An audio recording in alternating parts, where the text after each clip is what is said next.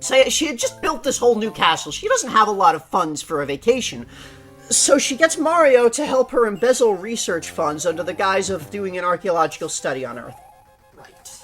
So Mario goes to Earth with Peach and pretends to be an archaeologist, going around to various dig sites and basically making shit up about what he finds there. He sets back the Mushroom Kingdom's understanding of Earth history decades, easily, with all of his fake archaeology and shit that he just makes up to bring back. Meanwhile, Wario is doing actual archaeology and exploring Earth, and also enjoying his art galleries, because he is so successful on Earth that he has multiple personal art galleries, and he's, building up the contents of them throughout this. So, Wario is being legit on Earth here. Strangely. So, back with the Kongs. Right. After wiping out the Kremlings, basically, destroying their home, DK and Diddy decide that they want to go exploring now. They want to explore the Northern Kremisphere. It's the Northern Hemisphere of the Mushroom World. They call it that because it's been traditionally Kremling territory. So they explore this area because now they're kind of free to do so.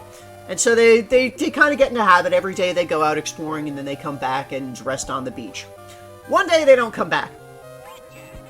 After a few days of them not being back, Dixie finally decides she should probably go and find out what happened and bring them back. And I'm sure the rest of the family was just hoping that they disappeared. Yeah, but I mean, Dixie actually cares about Diddy somewhat. Yeah. They are, going out, and so she goes out to find them. And along the way, Funky foists off his cousin Kitty, who is a toddler, onto Dixie, because, someone needs to look after him. And also, you gotta send him on an adventure. It's never too early to start getting involved in family business, And, this is important family business, rescuing the head of the family from some unknown thing. So, Dixie and Kitty go through the whole Northern Kremisphere. They eventually find that... What was it? They find that King K. Rool is back here. He has returned to his ancestral barony. And he's the one who naturally kidnapped DK and Diddy. He stuffed them in a robot. And so after this whole big journey exploring things, they rescue DK and Diddy. They destroy this robot and get them back out. They chase him into the Lost World. Yes, they chase him off. He retreats to the Lost World, which they eventually find and continue chasing him because, you can't just let him get away with this.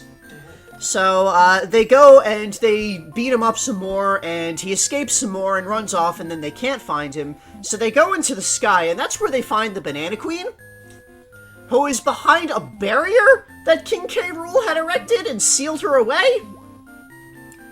And so they rescue all of the banana birds to break the barrier and rescue the Banana Queen to defeat K. Rool, to track him down and defeat them. K. Rool hasn't ever really used magic before, so I suspect some foul play. Yeah, K. Rool has shown in this adventure, clearly, he is a man of science. So, this whole magic thing is a bit weird. It could just be the Banana Queen was making stuff up.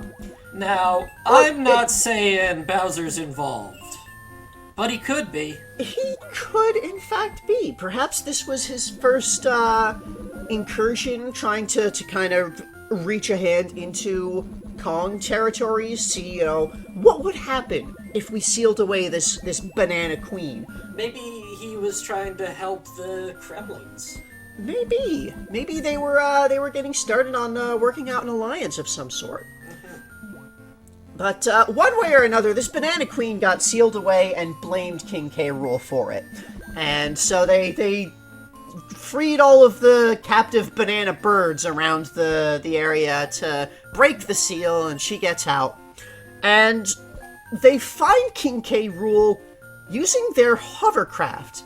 Because, this whole adventure, they'd been using a hovercraft that Funky made for them to roam around this very, like, it is kind of islands. It's a whole big area around, like, a big lake area that they've been going around with this hovercraft. And they find that King K. Rool had stolen it and was using it in his desperate attempt to get away.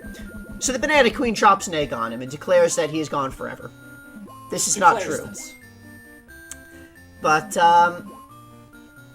immediately afterwards, they find along the way to Funky's, workshop, where the hovercraft had been left, was Wrinkly, who had retired. She was just retired, relaxing in her own home. They find her dead. King K. Rool, whether intentionally or accidentally, killed Wrinkly Kong on the way to stealing this hovercraft. And that's bad. That's a problem. The Kong family gets a bit badly shaken up by this. Which is when the second Mushroom Kingdom Grand Prix race happens. Right. So, various individuals and nations are asked to design courses for this race, and, let's see, Mario and Luigi make kind of basic racetracks. Peach has a racetrack built immediately outside her castle. Let's see, the Kong family, not really thinking straight, I assume, from their grief and whatnot. It may have been built ahead of time. It may have been, but their racetrack was basically, like, right along one of the river smuggling routes, which, it seems kind of dangerous to have a lot of people having a lot of eyes on their smuggling route, but, I guess it didn't really cause any problems for them. There's a racetrack among the stars that they, the stars are kind of getting involved in their alliance and things. And Wario also has his own stadium. This was a stadium that he just had built on his own, because, he likes building stadiums and things. He builds things and owns them. Builds infrastructure. And he weasels his way onto the Mushroom Kingdom Gaming Commission and into the Grand Prix race in general by giving them a good deal on using his stadium for cheap for the races, and just kind of becomes the head of the commission in the shadows. So that's a whole thing going on. Now, around this time, Princess Peach calls a diplomatic summit to discuss the wartime atrocities of the Kong family. So, Junior is there to answer for them, and they've invited other dignitaries, Yoshis and Toads from around the kingdom, to, discuss what is to be done about the Kongs.